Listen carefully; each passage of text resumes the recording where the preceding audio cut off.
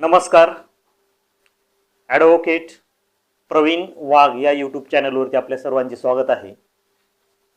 तर मित्रांनो, आज आपण BNS म्हणजेच की भारतीय न्याय संहितेमधील जे नवीन कलम आलेले आहे, जे की यापूर्वी IPC मध्ये हे कलम अस्तित्वात नव्हते, ते नवीन कलम कोणते आहे हे पाहूयात. आणि सदरचे कलम हे पोलिसांसंदर्भात आलेले आहे, तसेच सामान्य नागरिकाशी संबंधित देखील हे कलम आहे.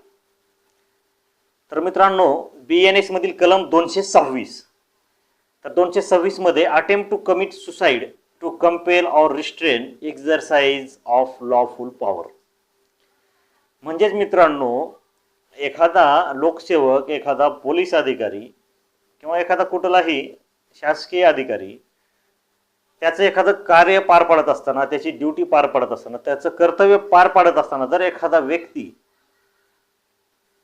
तो ते कर्तव्य पार पाडू नये, तो एखादी कृती करू नये म्हणून एखादा व्यक्ती त्याला रिस्ट्रेन करायला बघतो, म्हणजे त्याला थांबवायला बघतोय, त्यानं थांबावं म्हणून कंपेल करतोय. आणि कंपेल कशा पद्धतीने करतोय? तर आत्महत्या करण्यासाठी, म्हणजे की अटेम्प्ट टू कमिट सुसाईड.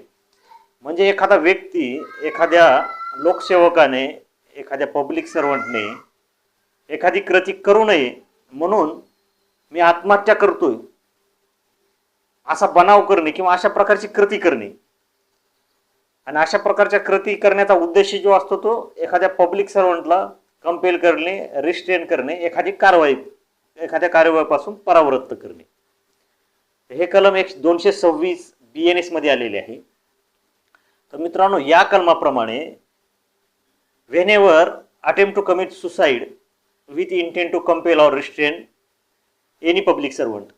म्हणजेच की मित्रांनो, जेव्हा केव्हा एखादा व्यक्ती हा आत्महत्या करण्याचा प्रयत्न करतोय, मी सुसाईड करून घेतो म्हणतोय, किंवा एखादा व्यक्ती हा स्वतःला पेटवून घेतो म्हणतोय, किंवा एखादा व्यक्ती हा एखाद्या लोकसेवकाने, पोलिसांनी किंवा एखाद्या पब्लिक सर्वंटने एखादी कृती जर तुम्ही केलात तर मी आत्महत्या करील, मी माझा जीव देईल, अशा प्रकारची जो कोणी धमकी देतो किंवा अशा प्रकारची जो कोणी कृती करतोय, आणि त्या कृती करण्यामागचा उद्देश असा असतो की एखाद्या पब्लिक सर्वंटला, एखाद्या शासकीय नोकराला, एखाद्या शासकीय नोकर असलेल्या अधिकाऱ्याला, एखादं तो कायदेशीर कार्य करतोय तर त्याला त्या कार्यापासून थांबवणे. थोडक्यात एखादी मोजणी आलेली आहे, मोजणीदार आलेले आहेत, शासकीय अधिकारी, कर्मचारी आलेले आहेत, तर अशा व्यक्तींना एखादं काम करण्यापासून परावृत्त करणे, किंवा एखाद्या वेळेस एखादा अधिकारी हा तुम्हाला अटक करण्यासाठी आलेला आहे, तर तुम्ही अटक करू नये म्हणून अशा प्रकारचे करतात की मी आत्महत्या करेल किंवा मी आत्महत्येचा प्रयत्न करतोय असं दाखवतात. तर मित्रांनो, अशा प्रकारचे शासकीय कर्तव्य व कामगिरी बजावत असताना, त्यांची ड्यूटी पार पडत असताना, या ड्यूटी ह्या भरपूर आहेत. शासकीय कर्तव्य हे पण अनेक प्रकारचे आहेत. यात उद्देश एवढाच असतो की त्याची जी काही official discharge of his official duty, त्याची जी काही शासकीय ड्यूटी आहे ती पार पाडू न देणे, त्याला कंपेल करणे, त्याला रिस्ट्रेन करणे, त्याला थांबवण्याचा प्रयत्न करणे. आणि थांबवण्याचा प्रयत्न करत असताना आत्महत्या करतोय किंवा आत्महत्येचा प्रयत्न करणे, या गोष्टीचा वापर करणे, हा देखील आता यापुढे गुन्हा आहे. तर कलम 226 प्रमाणे जर यापुढे कुठल्याही शासकीय अधिकाऱ्याला, कर्मचाऱ्याला एखादी त्याची कारवाई करत असताना जर कोणी मी आत्महत्या करतोय म्हणून धमकी देत असेल, किंवा आत्महत्या करण्याचा प्रयत्न करतोय, किंवा त्या तसे केल्याने त्या कारवाईपासून पोलीस किंवा ते अधिकारी हे परावृत्त व्हावे, दूर जावेत, किंवा त्यांनी तशा प्रकारची कारवाई करू नये म्हणून अशा प्रकारचा जर कोणी काही आत्महत्येचा प्रयत्न केला तर मित्रांनो, कलम 226 प्रमाणे हा यापुढे गुन्हा आहे. तर सदरचा गुन्हा जर केला तर त्या गुन्ह्याला 1 वर्षापर्यंतची शिक्षा आहे. त्याचसोबत दंड सुद्धा सांगितलेला आहे. सदरचा गुन्हा हा नॉन कॉग्निजेबल स्वरूपाचा आहे, म्हणजेच की अदखलपात्र स्वरूपाचा आहे. तसेच जामीन पात्र आहे, म्हणजेच की बेलेबल ऑफेन्स आहे. आणि नॉन कंपाउंडेबल आहे, म्हणजे की तडजोड करून हा न मिटण्यासारखा गुन्हा आहे. तो JMFC म्हणजेच की प्रथम वर्ग न्यायदंडाधिकारी कोर्टासमोर अशा प्रकारचा गुन्हा चालतो. आता या गुन्ह्यामध्ये एक आहे की तो NC स्वरूपाचा गुन्हा आहे, म्हणजेच की यामध्ये तुमच्या विरुद्ध FIR डायरेक्ट दाखल केला जाऊ शकत नाही, तुमच्या विरुद्ध FIR नोंद केला जाऊ शकत नाही.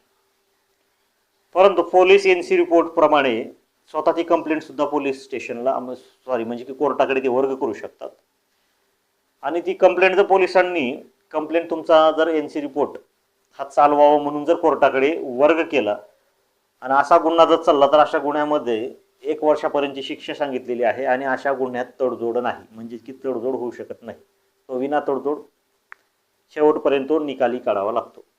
तर मित्रांनो, यापुढे लक्षात ठेवायचे की शासकीय कर्मचारी अधिकारी जर त्यांची कायदेशीर official discharge of his official duty जर ते पार पाडत असतील तर अशी ड्युटी पार पाडत असताना, म्हणजे की एखादा बँकेचा अधिकारी आला, एखादा पोलीस आलेला आहे, एखादा डॉक्टर आलेला आहे, एखादा मोजणीदार आलेला आहे, एखादा जप्त करणारा कोणी अधिकारी आलेला आहे किंवा एखादी फॉरेन्सिक टीम आलेली आहे, म्हणजेच की भरपूर मोठी व्याप्ती आहे याची. यामध्ये सर्वच लोकसेवक येतात.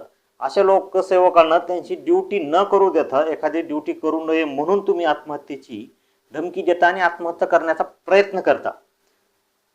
तर अशा वेळेस मात्र 226 प्रमाणे यापुढे मित्रांनो गुन्हा असणार आहे.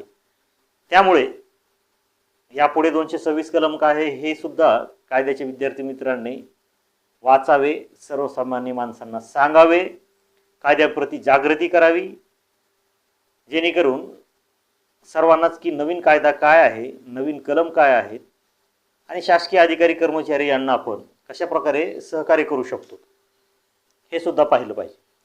तर मित्रांनो, आजची माहिती कशी वाटली आपण ही अवश्य कळवावी. जर ही माहिती आवडली असेल तर ॲडव्होकेट प्रवीण वाघ हे यूट्यूब चॅनल लाईक करावे, सबस्क्राईब करावे, शेअर करावे. आपण माझे चॅनल सबस्क्राईब केल्यामुळे